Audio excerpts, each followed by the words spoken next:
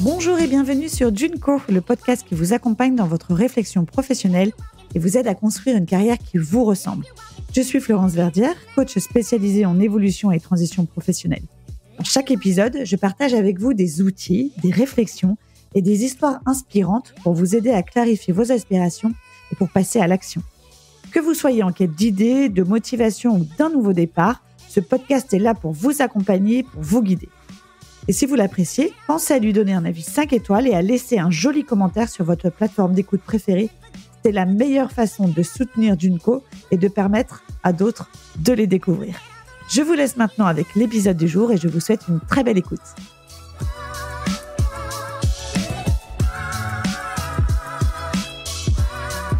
Bienvenue Grégory sur le podcast. Un grand merci d'avoir accepté l'invitation. Un vrai plaisir. Alors, je t'ai invité chez Junko parce que ici, on aime découvrir des personnes inspirantes, solaires, avec des parcours assez singuliers. Et là, je crois que les auditeurs, les auditrices vont en avoir pour leur compte. Alors voilà, vous allez pouvoir bien vous installer. Limite, prenez du popcorn parce que là, on va découvrir une super vie professionnelle. Alors, ce que je te propose, Grégory, c'est je vais te laisser te présenter à celles et ceux qui nous écoutent. Je m'appelle Grégory Cohen. Je suis un passager de cette vie, plutôt content de ce qui se passe jusqu'à présent. Le voyage est sympa. Je suis chef et entrepreneur et papa de 4 merveilleux enfants. Donc, tu as eu plusieurs vies professionnelles. Comment ça a commencé, du coup, cette aventure ? Ça a commencé jeune. J'ai commencé à l'âge de 13 ans. J'ai travaillé dans le resto gastronomique de mon père. Alors, mon père savait pas cuisiner, c'était son restaurant, mais donc il m'a mis en cuisine. Et j'ai fait mes armes en pâtisserie et puis en cuisine jusqu'à mes 23 ans. Pendant ce temps-là, je continuais d'être à l'école parce que maman voulait absolument que je continue l'école. Donc, j'étais pas déscolarisé. Et en même temps, j'ai développé une passion pour les langues. Puis, j'ai appris à programmer très, très jeune en informatique. Et à l'âge de 14 ans, j'ai programmé mon premier jeu vidéo. C'était un Space Invaders en basique. Donc j'ai gardé une passion pour tout ce qui était technologique, langue et la cuisine. Ça va m'armer pour le futur et pour cette vie qui n'est que technologie, que rencontres et avec des distances qui sont de plus en plus courtes et donc les langues qui me permettent de communiquer avec tout le monde. Donc déjà à 13 ans, de 13 à 23, tu étais déjà en mode slasher. Je suis dans la cuisine de mon père, je code et j'apprends les langues, c'est ça ? Ouais, c'est ça. J'ai appris l'anglais quand tout le monde parlait français. Ensuite, j'ai appris l'espagnol au moment où tout le monde apprenait l'anglais. Ensuite, j'ai appris l'italien quand tout le monde apprenait sa deuxième langue. Du coup, ça a développé un truc facile. Il suffit que je sois dans un pays pendant 2 semaines et je comprends à peu près ce qu'ils disent. Ah ouais, donc tu as développé de base déjà, ça vient d'où ces affinités avec les langues ? Aucune idée. J'ai toujours eu, je pense que c'est l'écoute. Je sais pas. Je pense que c'est un coup de bol. Ça fonctionne. Donc, je suis au Portugal. C'est des langues qui sont latines, donc vachement simples. Mais ça m'est arrivé aussi en Allemagne, où je bossais en Allemagne pendant un moment. Là, pour le coup, c'est vachement plus guttural. Et à un moment, ils étaient en train de parler, et puis je les regarde et je leur dis, das ist unglaublich. Ils me regardent, ils me disent, sprechen Sie Deutsch? Je dis, ja, nein, ich nicht spreche Deutsch, aber ich verstehe alles. C'est-à-dire, non, je parle pas allemand, mais je comprends à peu près tout. Et donc, les mecs regardent comme ça en me disant, what? Qu'est-ce qu'il nous fait, le mec? Ça fait 2 semaines qu'il est là, il disait rien dans son coin. On lui parlait qu'anglais. En fait, ils ont eu un énorme doute. Est-ce qu'ils comprenaient tout ou pas? C'est assez drôle. Ouais, donc t'as quand même des capacités, on ne sait pas d'où ça vient, mais elles sont là et t'as su... Une autre vie, peut-être, j'en sais rien. Ouais, c'est ça restera le mystère. Le mystère. Ok, donc 13 ans, 23 ans. Et à 23 ans, qu'est-ce qui se passe alors ? 23 ans, service militaire. Là, je me rends compte qu'il y a un peu une vie en dehors de la cuisine. Quand tu bosses à partir de 13 ans, forcément, tu vas pas au boom. Forcément, t'es un peu moins sociabilisé que les autres. Et à 23 ans, tu te retrouves au service militaire. En réalité, la seule chose que je retiens du service militaire, c'était les potes. C'était la chambrée. Là, je me rends compte que je tiens pas du tout l'alcool. Que j'ai une intolérance totale à l'alcool. C'est-à-dire que un verre d'alcool et je suis complètement bourré. Donc, je pense que je prends ma première cuite à 23 ans et quelques mois après une bière. Le mec, il me regarde, genre, mais c'est quoi ce rigolo? Pour te dire que ça a fait marrer. Et voilà, 23 ans, donc c'est la première guerre du Golfe, c'est en 90, et je suis dans l'armée de l'air. Et puis après, je suis censé revenir, je suis censé faire le compagnonnage. Compagnonnage, c'est-à-dire qu'on avait prévu de m'envoyer dans plein de grandes maisons. Et en réalité, quand je rentre de là, je dis à mon père, ben non, en fait, c'est pas du tout ce que je veux faire. Trop tôt, j'ai démarré trop tôt, c'était trop contraignant. J'ai une soif de découvrir le monde, donc je me barre. Et ben donc c'est ce que j'ai fait. J'avais un pote qui s'appelait Carlex, qui s'appelle Carlex, haïtien, et qui me dit bah viens en Haïti, tu vas voir, c'est super chouette. Et donc je pars à Haïti avec lui. C'était pas aussi chouette qu'il me le disait, hein, pour être honnête. C'est un pays hyper dur. Je pense qu'il y a des pays qui sont maudits et Haïti, ça fait partie d'un pays maudit. Pour ceux qui connaissent pas, c'est une île avec d'un côté la République dominicaine et de l'autre côté Haïti. Mais c'est la même île. Sauf que quand il y a un ouragan, ça frappe que Haïti. Quand il y a une famine, c'est Haïti. Quand il y a une maladie, c'est Haïti. C'est l'horreur, c'est catastrophique. Et Haïti, pour ceux qui connaissent pas non plus, c'est la perle des Caraïbes. C'est dans les Caraïbes et tous les films de pirates qu'on a vus, ça se passe là-bas. En face, il y a l'île de la Tortuga.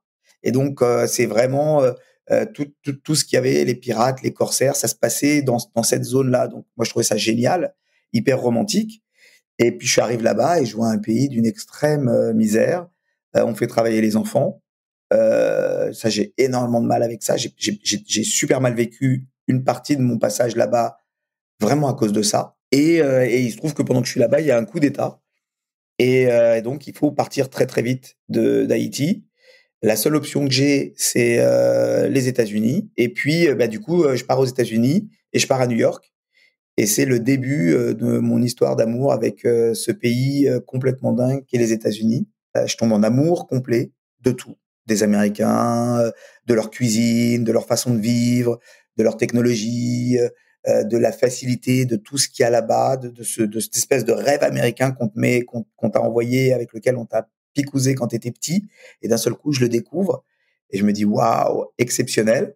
Je fais quelques allers-retours, France, et puis je repars aux États-Unis, France, etc.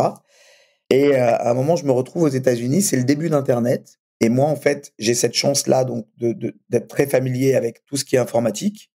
Et à l'époque, même d'être dans des réseaux qui n'existent plus, qui étaient CompuServe ou AOL. C'est les ancêtres d'Internet. Et quand j'étais sur CompuServe, je chattais avec des types qui étaient à New York. Je chattais avec plein de geeks de ouf. On s'envoyait des échanges bref, de trucs improbables. Et donc, j'arrive là-bas, le HTML arrive, c'est-à-dire les hyperliens. Et moi, pour moi, c'est clair comme de l'eau de roche. Je comprends tous les trucs, tous les liens qu'on peut faire, comment est-ce qu'on peut les trucs. Donc, je suis vraiment comme un poisson dans l'eau. Et je commence à développer des sites internet. Je commence à travailler pour Times Warner sur tout ce qui est music on demand. Pour Wired, c'est un magazine, le premier magazine internet aux États-Unis. Je travaille aussi un peu pour Sun Microsystems où on développe des applications pour un nouveau langage qui s'appelle Java, à l'époque, un nouveau. Et je me dis, bon, je suis le roi du pétrole, je suis hyper gourou Internet aux États-Unis, donc je vais rentrer en France et je vais être méga gourou Internet, tu vois. Et j'arrive en France, je rentre en France et là, je me prends un Minitel en pleine gueule parce que les mecs me disent, mais qu'est-ce que tu nous fais, mec? Pourquoi tu veux qu'on donne de l'info gratos alors que nous, on a le Minitel? Tu fais 3615 code ULA et vas-y, tu gagnes de l'argent. Alors que toi, tu es en train de nous dire, fais des sites internet, ça va me coûter de l'argent, ça va rien me rapporter dans un premier temps. Pour la violence du décalage, quoi. La violence du décalage, j'y crois quand même, je monte une petite boîte et je me rends compte très vite que c'est compliqué. Donc, je revends ma boîte à une agence de pub. Et après, c'est moi qui suis pas très loin de Jacques Chirac quand il parle de mulot au lieu de la souris, tu vois. Donc, je me dis, putain, on est mal. On est très, très, très, très mal. Puis après, voilà, je travaille pour le Conseil régional d'Île-de-France pour la mise en ligne des premiers votes online. Et après, j'ai un coup de bol de dingue. Cette agence-là travaillait avec les États-Unis, avec une autre agence aux États-Unis qui s'appelait CKS. Et cette agence aux États-Unis était l'agence marketing d'Apple. Et à ce moment-là, Steve Jobs revient aux manettes chez Apple et décide d'organiser son retour à Paris à l'Apple Expo. Là, pardon, t'as quel âge, là, par exemple, là? Je suis jeune. On doit être en 95-96. Je dois avoir 27. Ah oui, d'accord. Donc là, tout ce que tu me racontes, là, je pars au service militaire, tu as 23 ans, Haïti, États-Unis, tout Ouais, ça, ça s'enchaîne. 27. Waouh, Ouais, ok. ça s'enchaîne. C'est vraiment le truc où tu as la vie qui te prend par la main et qui t'embarque. Et tu serres fort la main parce que ça va vite. Donc, mais en même temps, tu as tellement faim et tu es tellement curieux que c'est génial. Donc, j'organise l'Apple Expo et je fais une erreur. Il y a des kakémonos. Les kakémonos, c'est des espèces de grands posters affichés, enfin accrochés, qui font à peu près 8 mètres par 4. Ces kakémonos, Apple US m'avait donné des normes à respecter. Moi, j'ai sous-traité. Et le type qui le faisait m'a dit, ces normes-là sont des normes US, pas des normes françaises, on doit changer de matériaux. Je dis, bah ok. Et il me montre plein de trucs et je dis, ah, celui-là, il a l'air sympa. Mais je pense pas, c'était mon premier événement, je pense pas du tout aller le faire valider aux États-Unis. Voilà, je connaissais pas grand-chose. L'équipe d'Apple arrive, regarde le premier kakémono, me dit, qu'est-ce que c'est que cette merde? C'est pas le bon matériau, tu dois tout refaire. Je dis, ah, voilà, alors le problème, c'est que c'est impression jet d'encre. Et impression jet d'encre, avec cette technologie de l'époque, c'était à peu près entre 48 et 72 heures par kakémono, il y en avait 22.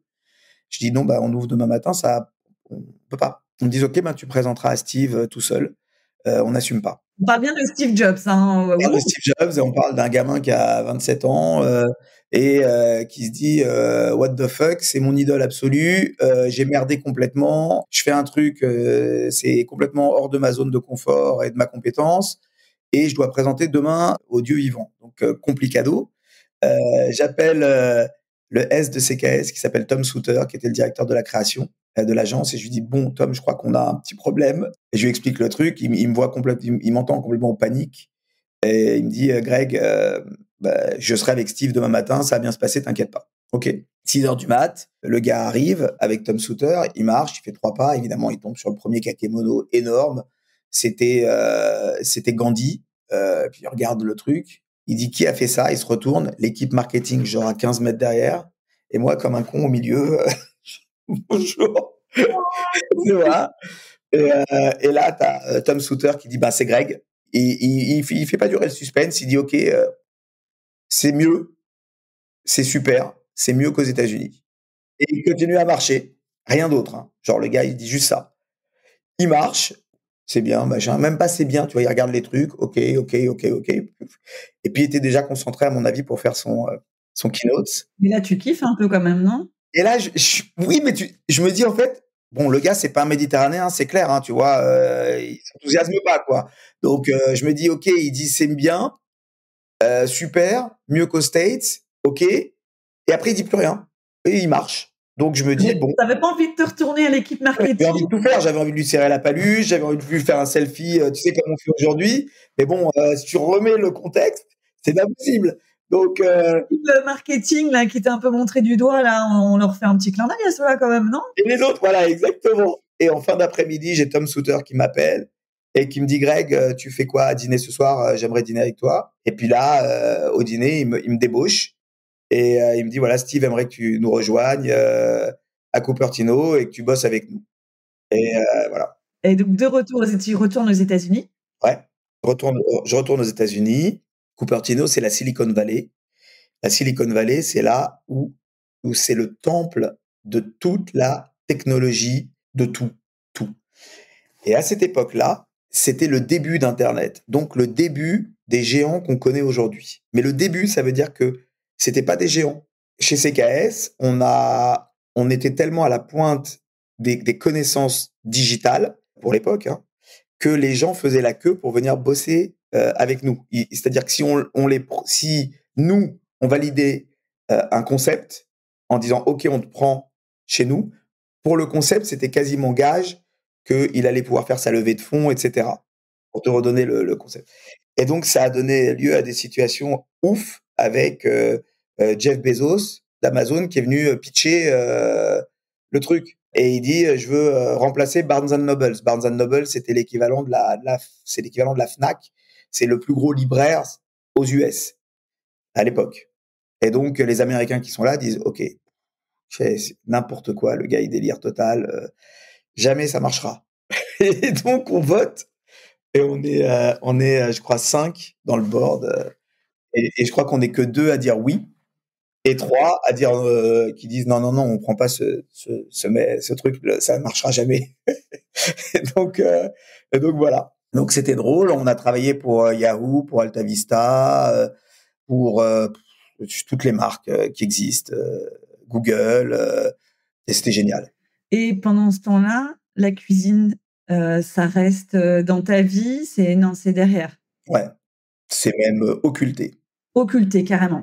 Ouais, je m'éclate, je deviens directeur de création. Directeur de création aux États-Unis, c'est un peu un mec, c'est un peu de la business intelligence, c'est-à-dire que tu lui amènes une problématique et il va te trouver en utilisant de la créa, en utilisant du business, du marketing, etc. Il va te trouver des solutions et donc il t'amène avec quelque chose pour créer des solutions. Donc c'est hyper créatif, ça me correspond à 10 000%. Et donc je m'éclate à faire ça. Donc la cuisine, non, non, elle est plus du tout dans ma vie. Et donc cette aventure aux États-Unis continue jusqu'à quand? Cette aventure aux États-Unis, elle continue. On me demande de revenir en France pour devenir patron de la société française. Donc c'est une boîte en France, on était 350. Ensuite, on me demande d'être vice-président Europe. C'était 3500 personnes. Et ensuite, membre du board mondial, c'est 10 000 personnes. Donc c'est la plus grosse agence interactive. Et puis un matin, je pense qu'on est dans les années début des années 2000, 2002, truc comme ça. Je vois ma fille numéro 1. Tu es devenu donc papa entre-temps et là tu es en mode encore comme tu dis, tu tiens la vie, tu serres fort la main. Ouais. Mais à ce moment-là, c'est mes journées, c'est départ à 7 du mat et puis la journée se termine française à 7 heures du soir et la journée américaine commence à 7 heures du soir. Et donc je rentre à la maison, il est 22 heures. Ensuite, je pars énormément voyager dans toute l'Europe et je perds de vue l'essentiel. Et c'est ma fille qui me le rappelle. Donc un dimanche matin, je lui dis viens dans les bras de papa. Et là, je vois la gosse qui me regarde, genre what the fuck, c'est qui ce gars? Et je perçois ce truc-là dans son regard. Et ça m'a foutu une claque de ouf en me disant, en fait, j'ai complètement foiré ma vie. Je suis en train de la foirer. Faut que j'arrête. J'arrête cette aventure, j'arrête ce rythme de malade. Je fais 1 an de sabbatique et pendant ces 1 an, je deviens prof à Léonard de Vinci. L'idée, c'était de redistribuer à d'autres ce que la vie m'avait donné. Donc voilà, pendant 1 an, je file des cours et je m'éclate avec les jeunes à transmettre. Tu gères quand même là parce que tu as une cassure de rythme intense quand même. T'as donc ce déclencheur là, ta petite qui te met un peu un miroir en face d'un coup et qui te fait comme l'effet d'une bombe. La prise de décision, elle se fait comme ça instantanément. Comment tu... J'ai pas de principe d'addiction. Le jour où je dis j'arrête, mais ça se fait naturellement. J'ai aucune voilà, j'arrête. Voilà. Ton intuition et te dit là, il est temps que... Ouais, et puis là, c'était violent parce que la réalité du truc, c'est tu travailles pour rendre ta vie meilleure pour toi, les tiens, ceux que tu aimes. À partir du moment où tu ne vois pas les tiens et ceux que tu aimes, le sens de ce que tu es en train de faire est zéro. À ce moment-là, quand je dis je me casse, Apple me propose de bosser pour eux et je leur dis non. Et en faisant ça, je sais très bien que je dis non à énormément d'argent. Parce que Apple, quand ils recrutent, quand ils veulent me recruter, c'est tu as un package d'actions, donc tu deviens actionnaire d'Apple, plus ton énorme salaire. Et moi, je sais très bien que si je dis oui, le rythme, il va pas se calmer et c'est autre chose. C'est-à-dire que je deviens quelqu'un d'autre. Je deviens acteur d'un mec qui est pas moi et qui va se mettre à bosser pour des choses qui n'ont pas de valeur, de la valeur matérielle et financière, mais qui n'ont pas la valeur que je donne, qui va être la valeur émotionnelle. Voilà. Donc ça ne va pas, c'est pas moi. Et j'avais pas envie de devenir cette personne. Tu peux te faire avoir, tu peux dire oui à ça et te faire avoir, mais à un moment ça te rattrape et ça te rattrape toujours. Et je pense que si tu fais ce mauvais choix là au départ, tu exploses et tu niques ce qu'il y a de plus important, c'est le temps et le présent. Et le temps ne se rattrape pas, ne s'étend pas. Et le présent devient le passé en un clin d'œil. Donc, tu es dans ce moment où tu dois prendre cette décision et que cette décision, tu dois la réfléchir en te disant, si je la prends, ça, je sais ce que ça va faire. Ça va me niquer sur une tonne de trucs, mais ça va me donner de l'argent.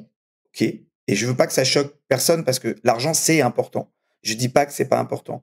J'ai eu un respect. Moi, j'ai commencé ma vie avec moins que zéro et je sais ce que c'est l'argent. Je sais ce que c'est d'aller au restaurant, de regarder le prix de tout et de se dire, bah, je vais prendre qu'une entrée, d'être angoissé parce que tu es avec 4 potes et qu'eux, ils se goinfrent et tu te dis, bon, je vais avoir l'air du con qui va dire, bah, on partage l'addition à la fin.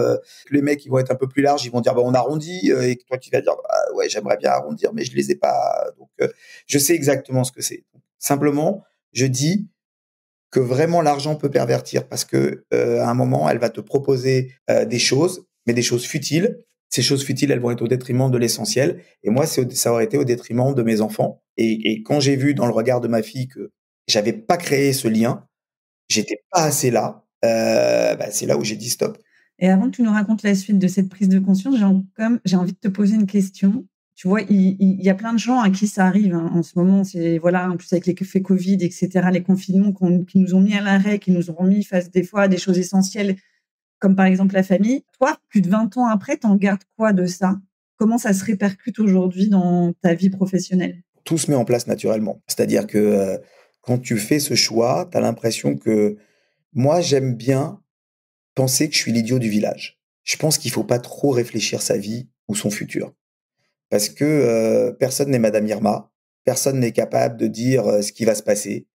Je pense qu'il faut la vivre au quotidien. Je suis, indépendamment d'être l'idiot du village, mais franchement, j'aime bien cette image. Parce que l'idiot du village, c'est le mec qui est insouciant. Il est assis, il regarde le soleil et c'est cool. Je suis un fataliste optimiste. Ce qui doit arriver arrivera. Et quand ça arrive, même si c'est un tas de merde, il faut prendre le meilleur. Si tu arrives à l'aéroport, tu vois que ton avion, ça m'est arrivé avec ma grand-mère et ma mère. On arrive à l'aéroport, on doit partir au Portugal pour le mariage d'un de mes frères de vie. Et le mariage est le lendemain à midi, on prend l'avion, on arrive à l'aéroport et tout s'enchaîne, mais horriblement. L'avion a 2 heures de retard. Évidemment, après, on devait prendre un autre avion, donc c'était, tu vois, avec escale. Il y a 2 heures de retard. Ma mère commence à partir en crise, ma grand-mère commence à s'angoisser. Et je suis là et je leur dis, hop, stop, venez, on kiffe, on va se faire un restaurant à l'aéroport. On est parti, au lieu de prendre les 20 minutes de là, bah, on a pris 1 heure pour manger dans le restaurant. On était détente. On arrive dans l'avion. Évidemment, l'avion, il arrive à 11h50. On rate la correspondance. Logique. Là, il nous propose de dormir dans un hôtel. Et là, on se dit, bah, on va rater le mariage. C'est pas possible. Donc, je me dis, OK, bon. Eh ben, venez, on essaie de trouver une voiture. Donc il est 11h50, ça ferme à minuit. On court, entre-temps, on perd ma grand-mère dans l'aéroport, un truc de ouf complet. Mais on trouve la bagnole, on retrouve la grand-mère, on est en voiture, on part. Et puis on est comme ça en train de parler. Puis d'un seul coup, il y a ma grand-mère. On se dit ça y est, on est sorti d'affaire. Et là, il y a ma grand-mère qui fait, je me sens pas bien, je vais vomir. Et là, on se dit ça y est, c'est le pompon, on s'arrête, elle vomit. On rentre dans la voiture et là, on se prend un fou rire en se disant, mais vous vous rendez compte ou quoi? Vous vous rendez compte le délire? Le chemin de croix pour arriver dans cette caisse et après, t'as elle qui vomit le Vous êtes machin. arrivé au mariage ou quoi? On est arrivé au mariage, on a fêté le mariage, on a kiffé et ça nous fait l'un des plus beaux souvenirs de voyage qu'on ait jamais eu de notre life.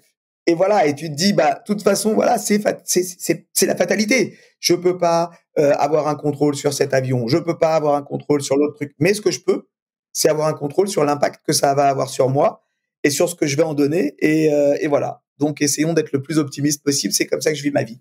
Donc, prise de conscience, 1 an à transmettre à des jeunes. Et après? Après, alors malheureusement, je divorce parce qu'en fait, je pense que les cicatrices étaient trop grandes, l'écart était compliqué. Je me fais souvent cette image de se dire qu'un couple, c'est des gens qui marchent au même rythme, dans la même direction, jusqu'à ce qu'il y en ait un qui prenne un degré à droite et l'autre un degré à gauche. Et si on rectifie pas, si on se parle pas, si on recentre pas, ben au bout de 5 ans, c'est plus 1 degré qui nous sépare, mais on est tous les deux sur 2 routes complètement différentes. Il y en a un qui est là-bas, l'autre qui est là-bas. Malheureusement, c'est ce qui s'est passé. Alors aujourd'hui, c'est ma meilleure amie, mon ex-femme. Mais du coup, j'ai la garde partagée. On divorce donc et on discute ensemble. Et moi, je dis, moi, j'aimerais bien avoir les enfants les week-ends parce que les week-ends, je peux vraiment en profiter, vraiment passer du bon temps et du long temps avec eux parce que quand tu réfléchis, la semaine, en fait, ils rentrent de l'école.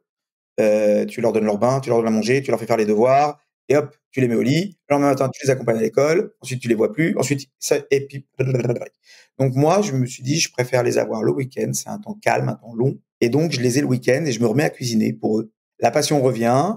Je marie ça avec un peu de techno. On crée un blog ensemble, un des premiers blogs de cuisine qui s'appelle Un homme au fourneau. Et on partage les recettes, on partage plein de trucs. Je rencontre celle qui va devenir ma deuxième femme, qui me donnera 2 enfants et qui me dit: «Mais en fait, ta passion, c'est la cuisine, retourne-y.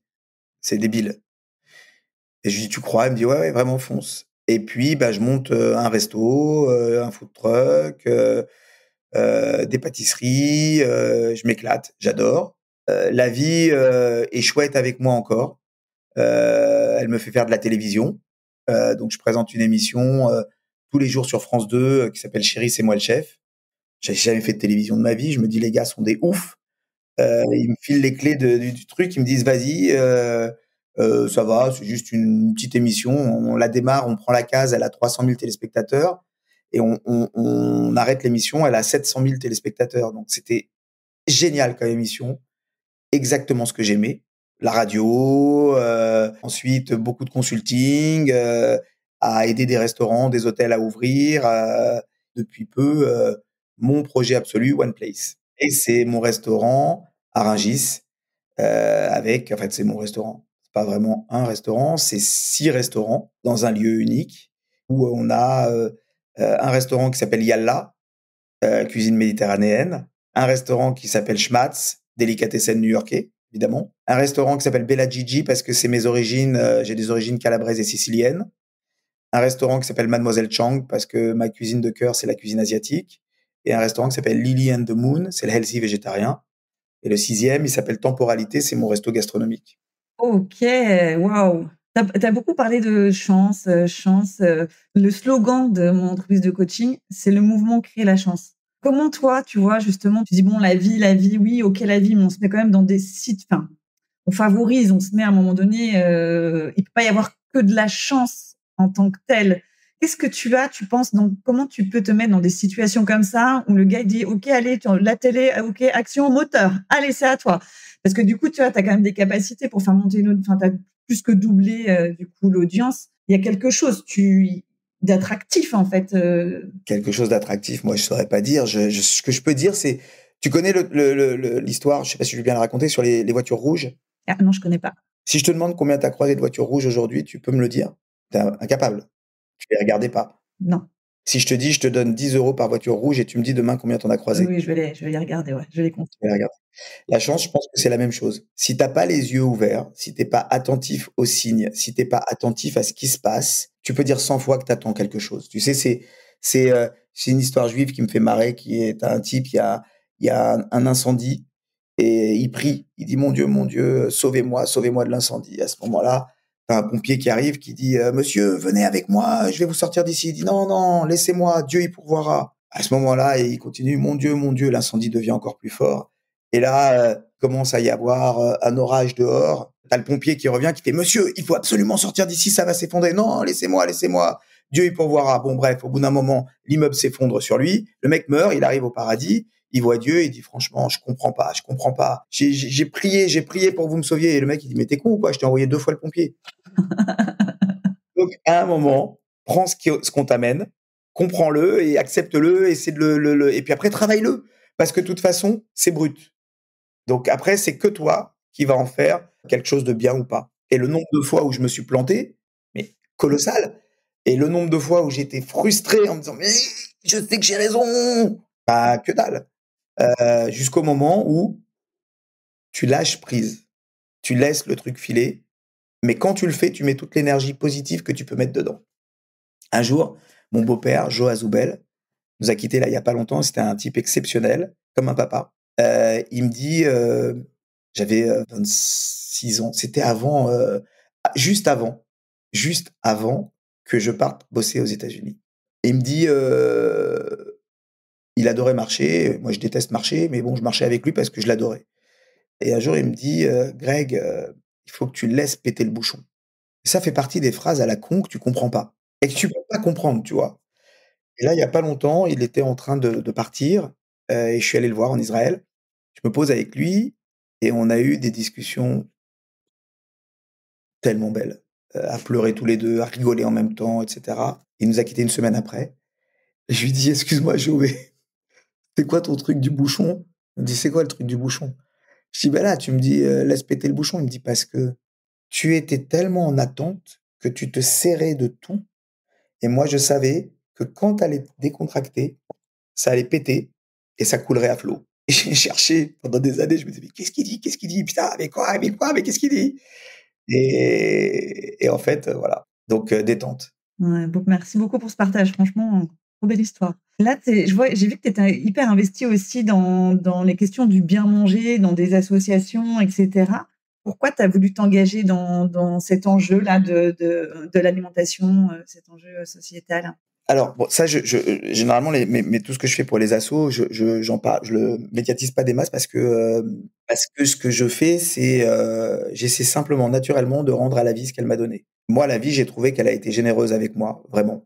Peut-être un peu moins avec certaines personnes qui sont malades, qui sont dans le besoin, qui sont dans la nécessité. Et donc, bah, c'est pas un devoir, c'est au-delà de ça, c'est naturel même, tout simplement, de redonner. Et le bien manger, c'est aussi une façon, tu vois, pendant le Covid, moi, j'étais sur France Inter tous les jours, pendant 2 heures, à donner des recettes de cuisine simples, en ouvrant le placard et en disant à tout le monde: «Voilà ce que vous pouvez faire à manger». Derrière, je vais dans les écoles pour, accompagner, la semaine du goût, pour, initier, les enfants, mais pas que les enfants, parce que tu rencontres les enseignants, les assistantes scolaires et cetera. C'est génial et les cantinières et donc tout ça, je le fais hyper naturellement, et voilà. C'est ça m'enrichit, de plein de façons différentes. On va parler de ton livre quand même, de cuisine méditerranéenne. Bon là, les gens ne le voient pas, mais je le mettrai, sur les réseaux et cetera. Raconte-nous un peu juste, rapidement, je vais pas te garder trop longtemps, l'histoire de ce livre. Bah, en fait, ça fait partie de mes racines, vraiment, de mon origine. C'est une cuisine de partage. Il y a tout le monde dedans. Il y a mes rencontres, mes histoires, ma belle-mère Nafsika, mon beau-père Jo dont je viens de parler, ma grand-mère, maman Fanny, mémé Camille, ma mère, mon père. Ils sont tout le monde est dedans et tous les voyages et toutes les rencontres que j'ai fait, toutes ces odeurs que j'ai senties. J'ai voulu l'appeler, Yalla en dessous parce que Yalla pour moi c'est le mot qui réunit toutes les communautés. On en a tellement besoin aujourd'hui. On est tellement fragmentés et quand on a peur, on fait tellement de replis communautaires ridicules. Yalla, sœur Emmanuelle, elle le criait. Calogero, il le chantait. Bruno Solo, il nous faisait marrer avec dans La Vérité si je mens. Yalla, que tu sois chrétien, musulman ou juif, ça veut dire la même chose. Yalla, que tu sois allemand, espagnol, italien, anglais, français, d'où que tu aides, ça veut dire la même chose. C'est un cri du cœur, c'est hyper positif, c'est allez, on y va. Et je voulais embarquer tout le monde dans cette aventure culinaire. Ouais, bah, c'est réussi, hein. Il est très beau, il est vraiment très, très beau, les couleurs, tout, enfin, c'est hyper réussi franchement, c'est vraiment. J'aime beaucoup en plus, que tu mettes les erreurs à éviter, autant dire moi je vais regarder ça en premier. Et avec plaisir, vraiment pour cuisiner, avec, ton livre, c'est vraiment, très beau. On voit qu'il y a de la transmission, puis c'est chouette parce qu'il y a les histoires que tu racontes à travers ces recettes, d'où elles viennent, ouais, tes ta famille et cetera. Donc en plus, on peut le lire, tu vois? Moi, hier soir, je l'ai lu, je l'ai feuilleté pendant 1 heure et je regardais les histoires. Ça m'a rendue vachement curieuse, tu vois? De découvrir en fait, tout ça au-delà même des recettes. C'est en plus un livre hyper intéressant. Donc franchement, trop bien. Eh ben, merci, ça me touche. Pour te dire, j'ai une stagiaire, Astrid, qui nous écoute d'ailleurs et qu'on embrasse, et qui m'a dit: «Oh mais je vais l'offrir à mon père pour la fête des pères, il est trop bien». Génial, Astrid. Bonne idée. Eh ben, franchement, un grand merci pour, cet échange. Un dernier mot, qu'est-ce que tu pourrais, tu vois, j'ai une question spontanée comme ça, mais, tu nous as déjà transmis beaucoup de choses, mais, au-delà du yalla, qui est génial, moi je vais le garder le yalla, je crois que je vais le sortir à toutes les sauces. quel conseil, tu vois, pour vivre justement pleinement sa vie professionnelle, tu vois, beaucoup de gens doutent, moi j'en vois beaucoup en coaching, tu vois, qui du coup s'autorisent pas à rêver, s'autorisent pas. Il y en a encore justement, tu vois, qui n'ont pas fait péter leur bouchon, tu vois. Quel conseil ultime tu pourrais leur donner pour la fin de cet échange? Il y a un truc qui m'a inspiré. Au début, je comprenais pas ce que ça voulait dire. Je crois que c'est Lao Tzu, je suis pas sûr, qui disait penser en stratège, agir en primitif. Et en fait, ça veut dire quoi? Ça veut dire, avant de vouloir faire quelque chose, pense-y. Mets toute ton énergie créative dedans. Pense-y à fond. Imagine-le. Écris-le. Vraiment. Et puis après, tu prends ton cerveau qui a réfléchi à tout ça, tu le mets de côté et tu fais. Juste, tu fais, sans plus te poser de questions, tu fais. Et tu vas voir que si tu fais, ça c'est Audiard qui disait qu'un con qui marche allait toujours plus loin qu'un intelligent assis sur un banc, et ben tu iras beaucoup plus loin que lui. Voilà. Wow, canon, merci beaucoup, trop bien, merci. Merci pour cet échange et puis longue vie à Yalla et puis au plaisir Grégory, merci. Merci Florence, bye.